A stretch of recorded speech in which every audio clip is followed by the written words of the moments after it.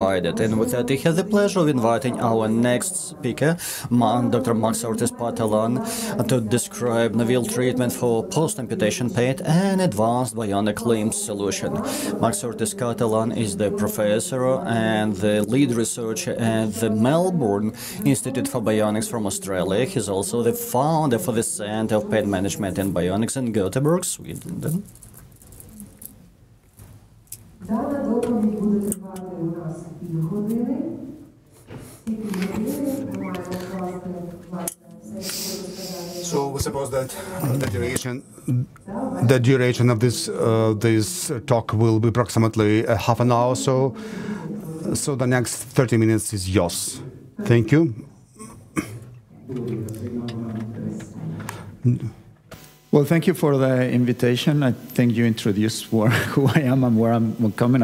Recently, I had a Center for Bionics and Pain Research that I started in Sweden, and I moved to Australia this summer. I'm still going back and forth. So I'll just describe a little bit briefly the problem that we're facing when we try to replace a biological limb with an artificial one, which basically comes to 4 parts. We need a prosthetic device. That's what everybody thinks about when you think about an amputation. Then you need a way to control it. And if you want to have a high control or dexterous control, you will benefit from sensory feedback. And then this is not very useful if you don't have a way to attach the prosthesis to the body, because these devices can be a little bit heavy. And if the patient is not wearing it all the time, then it can be like it won't be really useful for them. And then depending on how well this is done and how complicated it is, it will be the time that it requires for rehabilitation. So when it comes to the hardware, there is a few prosthetic devices today that can be bought that have, say, hands with individually articulated fingers, and there are some other rather complicated ones on the research arena. So I will say that, on the hardware side, it's like 20 years that we have sophisticated devices that patients cannot really take a good advantage of. So the challenge has been how the patient's controlling it. How do we extract neural information and how we make sense of that? And that, it's divided in 4. We can look at where are we getting the signals, what kind of sensors are we using. We mostly use electrodes, but you can use other ones like force sensors or magnets that's coming up. And then based on that, you have electronics, and then you have algorithms to make sense of those signals. So here is something called my electric pattern recognition. What you can see there is electrodes placed on my forearm. If I will have lose the hand at the wrist level, I could still control every finger of a hand and doing it in simultaneous movement. So not only one degree of freedom at a time, but few of them together. And this has been going on for a while. We and others have done a lot of research on this field. There are a couple of commercially available systems that allow you to do this, but your algorithms do not do miracles. So if you don't have enough and good information, you'll struggle to have good control. So then the other thing is the sensors. We know that if we go implanted, we got better signals, and by better signals, we mean more stable and reliable over time. And they have, tend to have higher amplitude, and there is less crosstalk. So if you go implanted, you get the benefit that you can also go to the nerves. And if you go to the nerves, you get the benefit of sensory feedback. I suppose we'll continue. So sensory feedback, again, something that is very useful. If we put an electrode in a nerve that was caught by an amputation, it doesn't matter where in the neural axis you stimulate, patients will feel sensations coming from the missing limb. And we know that this is the case since, the 70s. We know that if we implant electrodes, we can provide sensory feedback, and we can use implanted electrodes for control of the prosthesis. The question has been, how do we communicate with those electrodes once they are implanted? I'm terribly sorry for the translators, because I know I tend to speak quite fast. I'll try to slow down. So going back to the problem, if we go implanted and we want to control the prosthesis, we have the skin in between, and that communication has been tricky.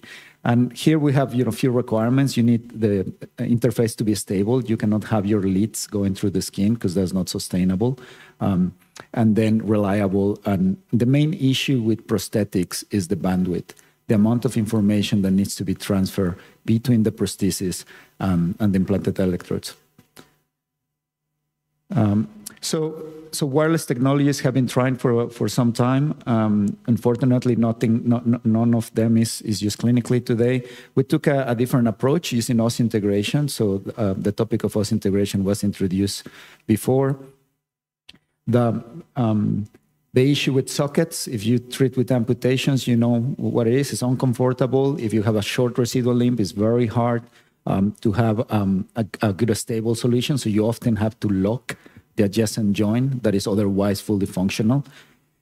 So instead of that, you can use osseointegration.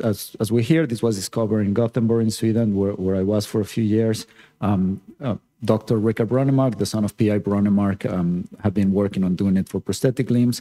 The Swedish system was the first system, but today there are a few others commercially available and in research phase. So it's a technology that that's been going around. So when I joined the field of prosthetics, I use osseointegration as the basis for enable neural control and sensory feedback. So moving from purely mechanical into robotics. So, and with this, we address basically the three open challenges in prosthetics. Hej, jag är Magnus och jag är från Sverige. Och jag är den första i världen som har inopererade elektroder på muskler och nerver för att styra armen. Hur förlorade du armen? Jag förlorade den på grund av en tumörsjukdom och jag amputerades 2003. En hur förändrade den här protesen din liv? Förut kunde jag jobba 50% som lastbilschaufför. Men idag jobbar jag 100% och som lastbilschaufför och maskinförare och det funkar bra. Protesen är bekväm att bära. Jag sover med den. Jag kan vara mer aktiv på fritiden. Jag kan köra snöskoter, åka slalom. So this was the first patient we implanted with this technology in January 2013. He's been using it in his daily life for more than 10 years today and continue using it. And this is the way it looks like. So proximally is all biology. You see the bones, then you have this. The pointer is not really working. So these circles here, they are epimecial electrodes that are sewn on the muscles. And the little long one here, it's a cuff electrode that is wrapped around the nerve. So we use that one to provide sensory feedback. And originally we have like all with analog electronics. One of my first PhD students, we developed an embedded system. So the whole thing goes inside the prosthesis.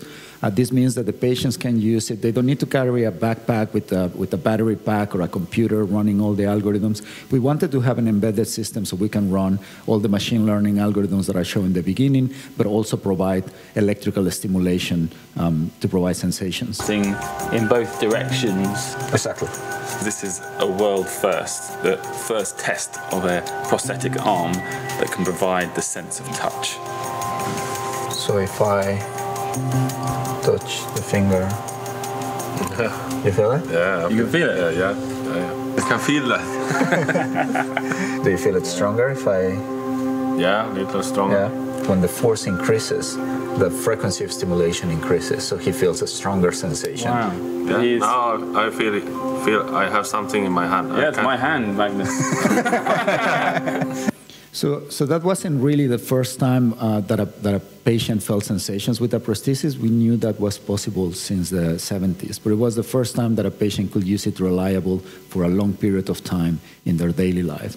And as you can hear, the patient cannot tell he's grabbing a human hand because the sensations we can feed back to the patients are very rough.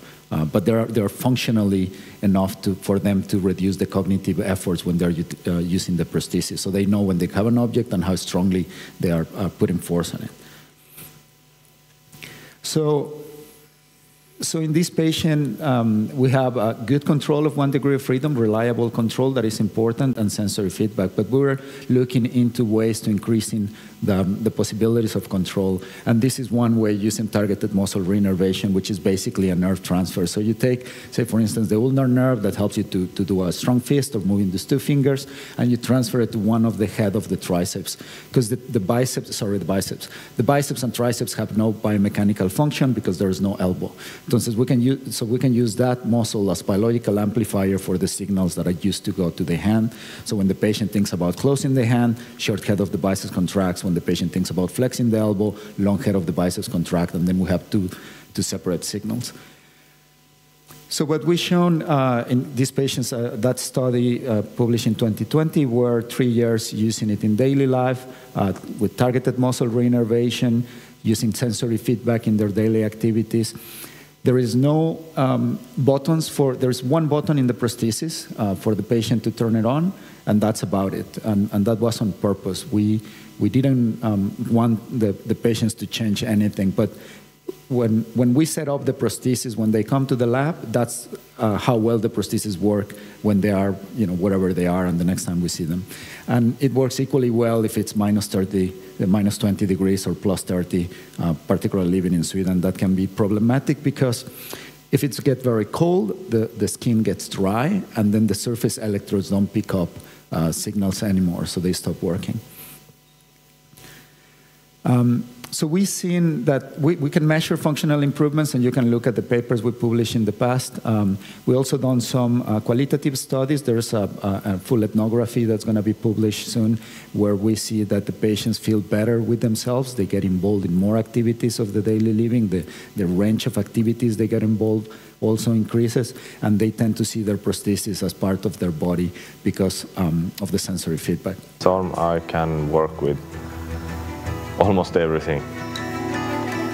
It's not feeling like a machine. It's more like my own arm. In the family life, I don't feel handicapped. And then we can have a discussion on what does embodiment mean, and we like to see it as the combination between agency and ownership. Most of the ownership comes from having sensory feedback, and agency from having decent and responsive control. So that gives us one signal more. So with targeted muscle reinnervation, you can control up to 3 degrees of freedoms, which is not nearly enough for the function of a hand. So as it was mentioned before, what we start doing is combining surgical techniques. So instead of taking the nerve and transferring it fully to a target muscle, we split it into different fascicles. We do one of them into a muscle that is native, and then we take small pieces of muscle, free muscle grafts, to innervate the other fascicles. As you can see down here with the median nerve, it was split on 4 fascicles. 1 fascicle was used to innervate the brachialis, and then the other ones we use free muscle grafts. So what we can achieve with this is it's a patient controlling a hand with 3 degrees of freedom, so he has control over the opening and closing of the gripper, the rotations of the wrist, and a power elbow.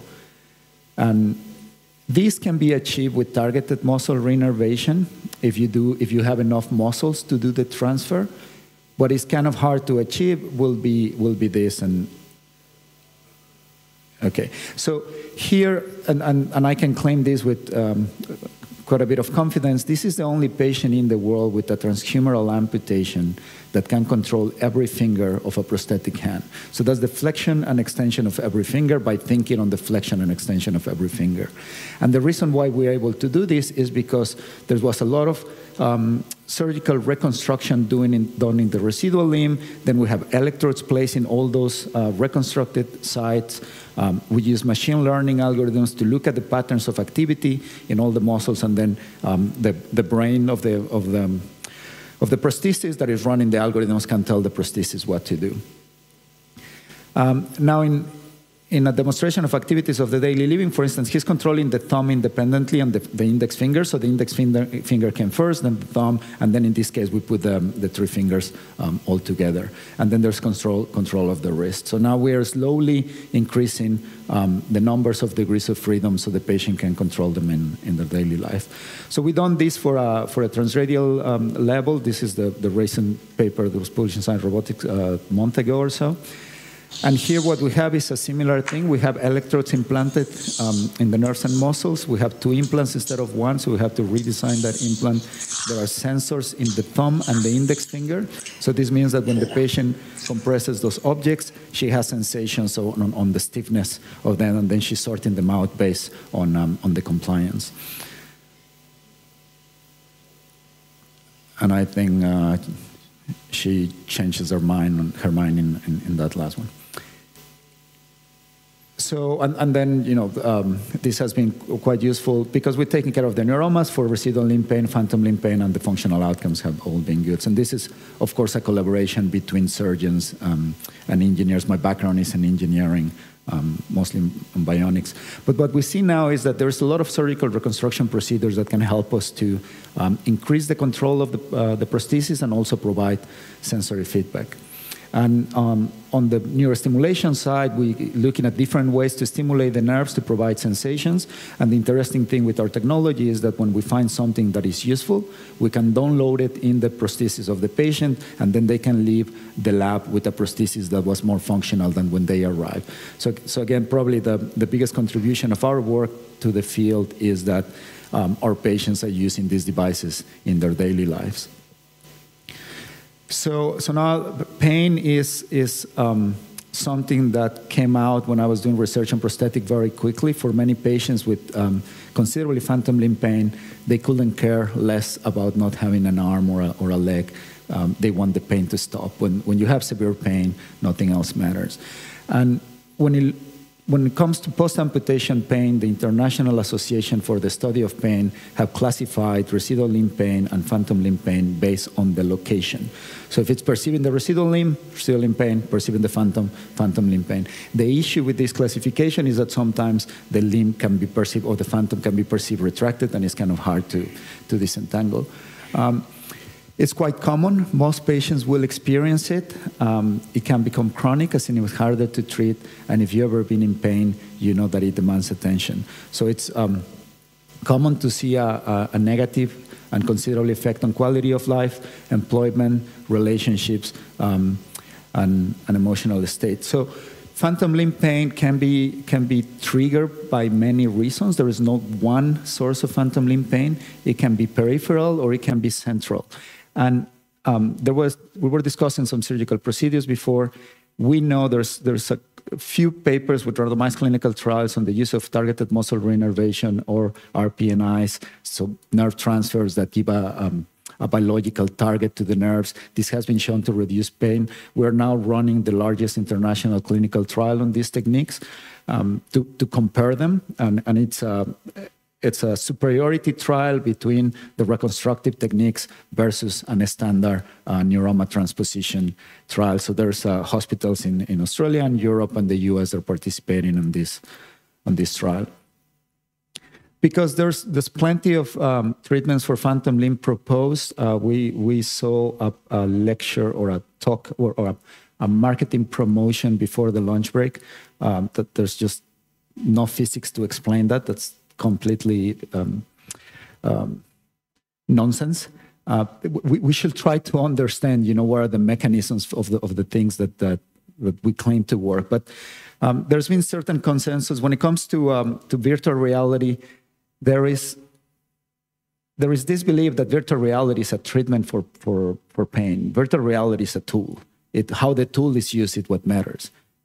So it would be like saying, that syringes are at the treatment. No, it's what you put inside the syringe that matters. So we have to be careful on how these tools are used.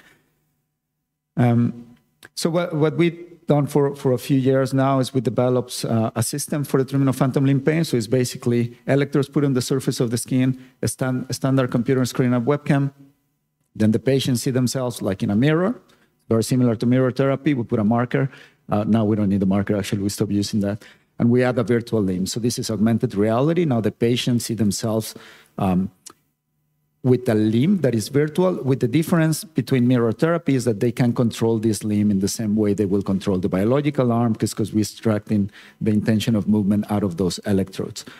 So now that virtual limb is responding to what the patient is trying to do. Now, just moving a hand can be boring. So what we've done is, instead of just moving a virtual limb, they can play games. So in this case, if you will see the phantom hand down here, you will see that when the patient turns the wrist right, the card goes right.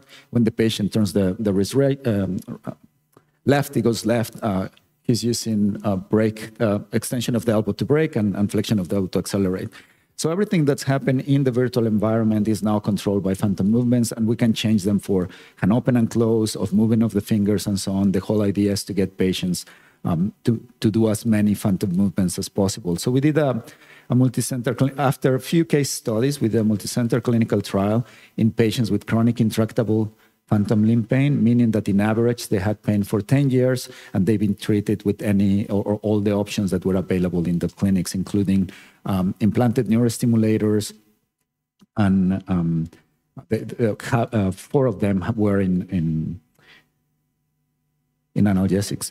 So what we saw is that despite that this patient had an average pain for 10 years, in 12 sessions of about 2 hours each, we'd reduce the pain for about 50%, and that level of pain stayed more or less the same up to 6 months. And these measures were done not after the treatment, because when you do a treatment, you're going to get the peak or the best effect right after. We were making the measurements before the treatment, so what you see is improvement from the previous session.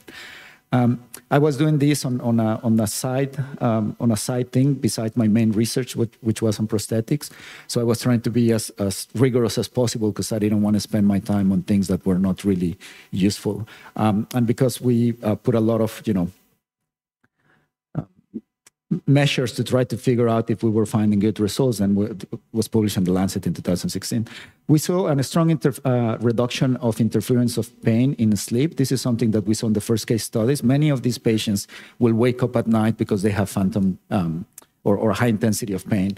And then, if you don't sleep well one night, you feel tired the day after. If you don't sleep well a week, you feel not so good. If you don't sleep well years, that takes a high toll on quality of life. And if you don't sleep well, your pain threshold also goes down. So it's easier for you to have pain. So here's where we saw one of the major improvements, as well as the interference of pain in activities of the daily living. So because this technology is non-invasive, and I should now take the map to include Ukraine, we have disseminated around the world. So that means there's been hundreds of patients now treated with this technology. It requires, the electronics and software. So far, we haven't found side effects. Sometimes patients will have pain the day after the first or the second session, because they haven't used those muscles for quite some time. And if they're very competitive and they're really working a lot with their muscles, they might have some soreness. So, going back to the working mechanisms, we think, or the working hypothesis is that we're trying to re-engage as much as possible the neural resources that were affected due to the amputation. And of course, we see that there's probably going to be some competitive plasticity, because we're increasing the dexterity of the muscles at the residual limb. So when I was trying to understand why this treatment will work, because first we had the empirical evidence, and then we're trying to know why is it that it works. So I look at the current hypothesis of phantom limb pain, and none of them seem to be valid based on what we know now epidemiologically from the condition. So I propose a new idea called the stochastic entanglement, that is basically looking at the nervous system as a dynamical system and looking at potential entanglement between the nociceptive circuitry and the somatosensory circuit that normally work quite well, but in this case they can be pathologically entangled. So if you are interested on that, there's a paper published. I'll be happy to discuss that. But what we've seen is that we have good results with this therapy, but they're not perfect. And one of the reasons might be that we only dealing with the motor system, and we haven't included the sensory part. So now we're working with including sensation with a new therapy that we call mindful sensor motor therapy. The mindful part comes from the fact that patients have to be really engaged on the training for plasticity to take place. If you do mindless repetition of an exercise, you won't progress. So what you can see here is that the patient playing a game using electric signals. This is like the basic level, and is perceiving what's happening in the virtual environments with the different kinds of sensors that we developed to optimally stimulate the different mechanoreceptors in the residual limb. So now we are about to start a large international clinical trial on this therapy comparing with mirror therapy. If you're interested to join, let me know. We're on the planning phase. Tracking pain is difficult. So far, we haven't found a way to do this in an objective manner. Pain is a subjective experience. There's no biomarker for pain that we know of. There is no brain signature for pain that we know of. If you look at the brain when somebody's in pain, like the whole thing lights up. So it's really hard to just quantify objectively pain. So what we done is develop an app that is going to be open access. You can contact me if you want to have access to the early version. And the idea is that through the days, the patients get reminders to check their pain, so we can build a pain profile over long periods of time. Because normally the way we ask pain is at the moment. So what is your pain right now? And we know in phantom pain, in many chronic pain, the level of pain will change during the day and in different days. So we have used similar technologies, for instance, for rehabilitation of patients with nerve injuries or hand transplantations. This was the first patient with a hand transplantation in Scandinavia. It was done by Dr. Paolo Sasso, who's done most of the nerve work in our prosthetic work. So the patient had a, should go back one. I'm not sure whether, can you play the videos maybe from the back? So the patient had a frozen phantoms. This is very common with patients with a chronic amputation. They feel that their phantoms are frozen. And when we start doing this therapy, they tend to gain control over the phantom. We see a correlation between how much a patient can control their phantom and less phantom limb pain. So there's an inverse correlation with phantom limb pain. And then, so when she received her new hands, she was much faster at controlling them if we compare with other cases. So it's hard to do, control trials in hand transplantations because there's really not that many cases. So we have now this system that we use for research. It has channels, 8 bipolar channels and 2 tactile grids that we use to provide the sensory training. And we have done some work on phantom limb pain. We have some very exciting results on a stroke that are about to be published, and nerve injuries, as I mentioned, the hand replantation. And we now flirting with lower back pain. So this is the system that we've been using in a few places here in Ukraine. But by being here, realized that early rehabilitation could be beneficial because there's many patients that spend months in a bed and they can't move, and they don't have access to the rehabilitation clinics or the third line or fourth line hospitals. So now we develop a tablet version based on the research on some clinical trials that we just concluded. So these are some of the cases in Lviv and Vinnytsia. What you can see, if we can play, well, now you see the video on the right. That's a patient with tibial amputation. So it's in augmented reality. He can see himself with the leg and is controlling the movement of the legs using electric pattern recognition. Again, the whole point with this is to get them to do phantom movements, regain control over their phantom. And the one on the left is it's a hand, so it's a transradial amputation. There is a virtual hand moving.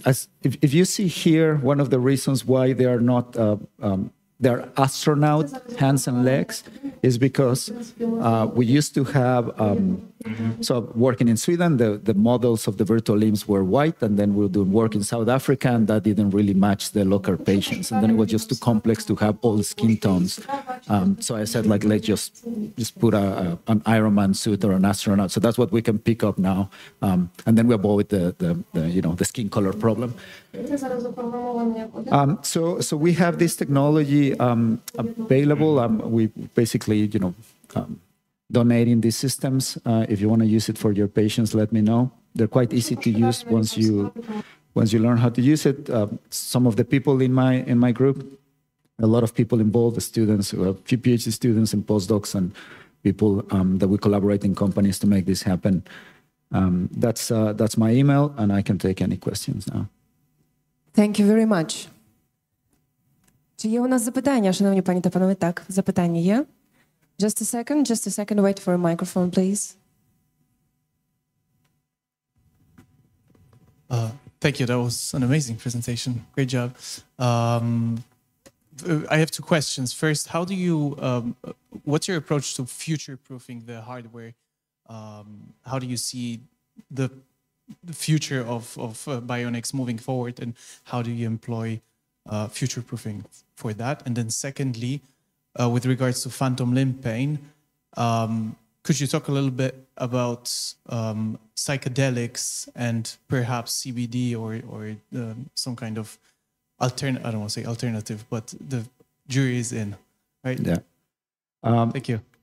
So for the prosthetic side, we see quite a bit of improvement on function and quality of life with this system. The first patient was implanted 10 years ago, and now we have implanted 6-7 patients in Sweden and a couple of patients in the US. It's just very expensive technology.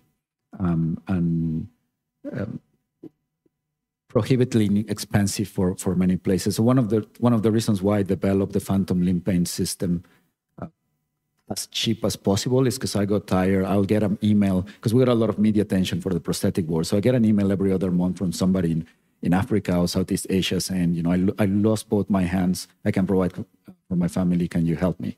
And even if we set up a charity and we fly that person to Sweden and we do the implantation, we cannot send them back to a place where they're not going to have right medical care. So I think the issue with advanced bionics is the infrastructure that you need to have around it to support those patients. So that's on the socioeconomical side. On the technological side, the bottleneck in neural interfaces is the resolution of the electrode or the neural interface. So if we could have an electrode that has thousands of connectors, and then we get to many axons within a nerve, then we can extract all the information to do this and provide richer sensory feedback. But there are fundamental limitations on the use of electricity, for instance, because electricity radiates. So how do you even get that, you know, at the theoretical level, how did you even get that connection? And at the practical level, those will be independent wires that will have to go to an implanted connector. An implanted connector of 1,000 contacts is just a nightmare. It's just not possible. So optogenetics might be a solution. We need a new technology that we don't know yet to be able to have a high-resolution neural interface. Even what Neuralink is doing, you know, it's just not at the resolution that we need for doing this. On pain, pain is complex. It's really complex, but it doesn't mean that we can just claim that nanocapacitors will solve it. So peripherally, I think we're in a very good place now with these surgical reconstruction procedures. So once we take care of the peripheral sources, then there are the central ones. And we know that pain gets worse if you catastrophize. Men will report higher pain if you're with your girlfriend than with your mom, for instance. You know, these studies that have been done. So there's a psychological aspect that you can say there's a physiological level of nociceptive input to the brain, and then there are social and psychological aspects that will mediate. So if you meditate strongly, you can take your pain quite low. I think psychedelics, marijuana, you know, will help on that mediation, but it will not cure pain. You know, it will manage. So what we've seen with these patients is that once they gain control of the phantom, they move from a place where they say, I have no control on my pain whatsoever. So it's you know, I'm just being punished by this pain. But now I control the phantom, and I can see that sometimes when pain comes, I can stop it by, they say that they'll shake the pain, so they'll move their phantoms. So then they gain agency over their situation that improves their self-efficacy, which is this concept on pain. So I think psychedelics and interventions that help patients, cognitive behavioral therapy, that help patients to get to this, to improve their self-efficacy will help them in the long term to you know, attenuate the pain. seems to me. Thank you very much. Thank you. Дуже дякуємо, шановні пані та панове. Час на цю сесію завершений. A round of applause for Max for fascinating, wonderful and very